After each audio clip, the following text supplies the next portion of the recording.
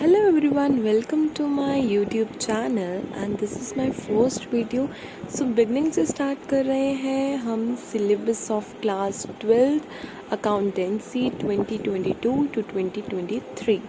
So I hope आपको ये video अच्छी लगेगी. So let's start this video. चलिए बात करते हैं अकाउंट्स के 12th अकाउंट्स के सिलेबस की. ओके सो ये फर्स्ट वीडियो ही हमारी बिगनिंग से स्टार्ट कर रहे हैं, तो बिगनिंग से ही बताएंगे कि भाई क्या क्या आ रहा है और तभी हम अपना सिलेबस चैप्टर वाइज शुरू करेंगे. सो अब की बार बच्चों थ्योरी कितने मार्क्स की आ रही है? 80 मार्क्स की. सो आपका फाइनल ईयर होगा, मार्च में आपके एग्ज़ाम होंगे. It means internal 20 marks. Okay so अब चलिए मैं आपको बता देती हूँ. हमारी बुक्स हैं, आपने बुक्स तो परचेज़ कर ही ली होंगी. हमारी बुक्स हैं 3. फर्स्ट हमारी एनपीओ की बुक, सेकंड हमारी है शेयर्स की बुक, थर्ड बुक पे लिखा होगा आपका प्रोजेक्ट. ओके थर्ड पे लिखा होगा आपका प्रोजेक्ट. तो उसके अंदर क्या है? कंपेरेटिव, कॉमन, कैश फ्लो, ये सब हमारी थर्ड बुक में है. ओके शेयर्स में क्या है? Issue of shares, issue of debentures. ठीक है. और फर्स्ट में जो हम बोलते हैं एनपीओ, आपका एनपीओ एक चैप्टर है non profit organisation. Okay so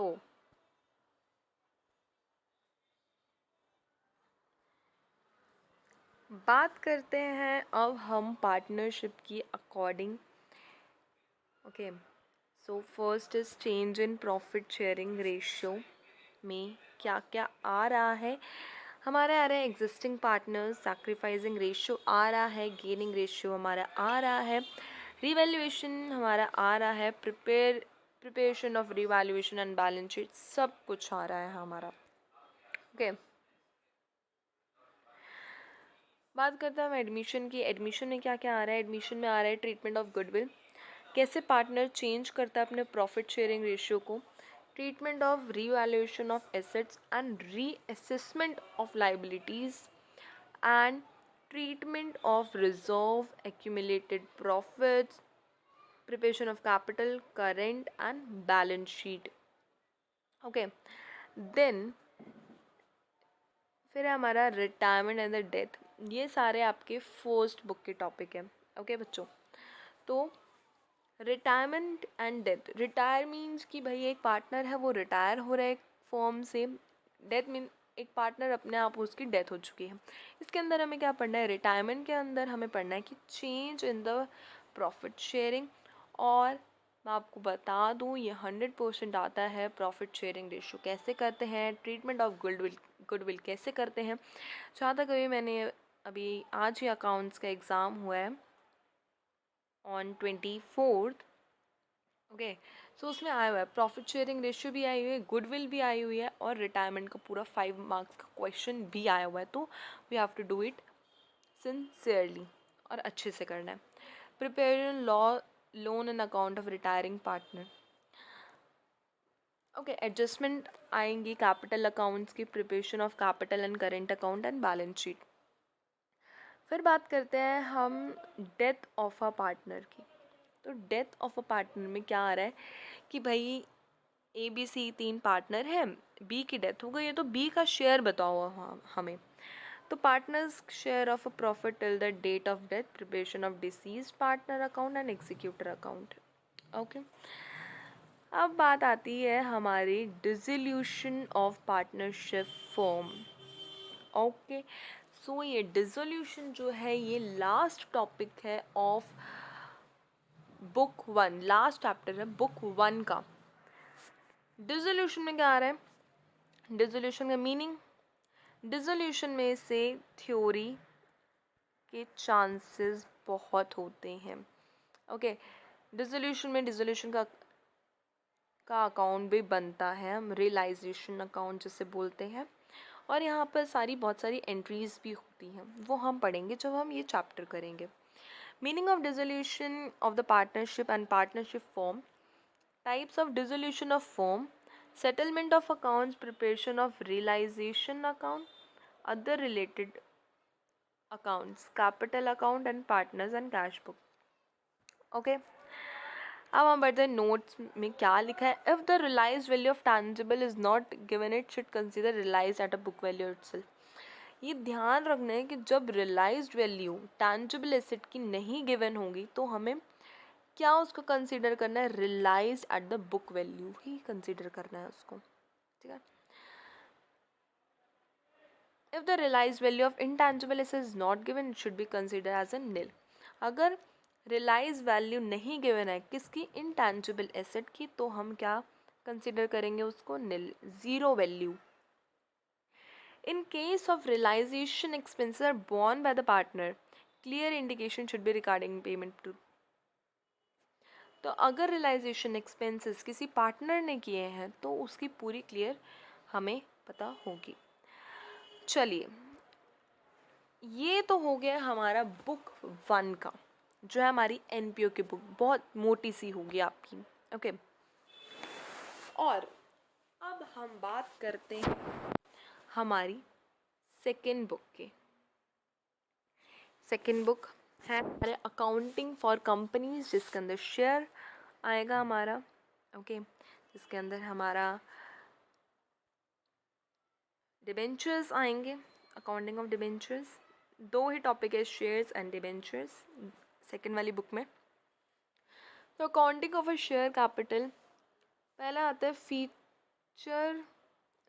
feature and statement of companies. Feature and statement of companies, share कितने होते हैं और शेयर कैपिटल क्या होता है। Accounting of issue, allotment, equity, preference share, ये सारी चीज़ें मैं आपको डिटेल में बताऊंगी जब मैं आपको कराऊंगी, जब भी हम चैप्टर करेंगे। Okay, concept of private placement, employ stock, ये सब आ रहा है बच्चों। ओके, बात करते हैं हम अकाउंटिंग ऑफ डिबेंचर्स की। मीनिंग आएगा, टाइप्स आएंगे, issue of debenture at a par, premium and discount, 3 होते हैं, पार पे, प्रीमियम पे एंड डिस्काउंट पे। ओके, 3 होते हैं।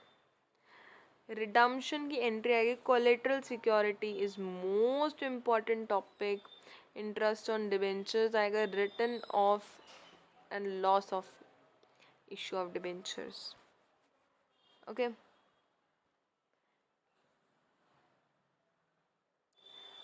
बात करते, देखो सेकेंड बुक में हमारे कितने टॉपिक थे। एक था हमारा इशू ऑफ शेयर्स और एक था हमारा डिबेंचर। यही थे हमारे सेकेंड वाली बुक में। बात करते हैं हम थर्ड वाली बुक। थर्ड वाली बुक में क्या है हमारा, थर्ड वाली बुक में हमारा मीनिंग है, मीनिंग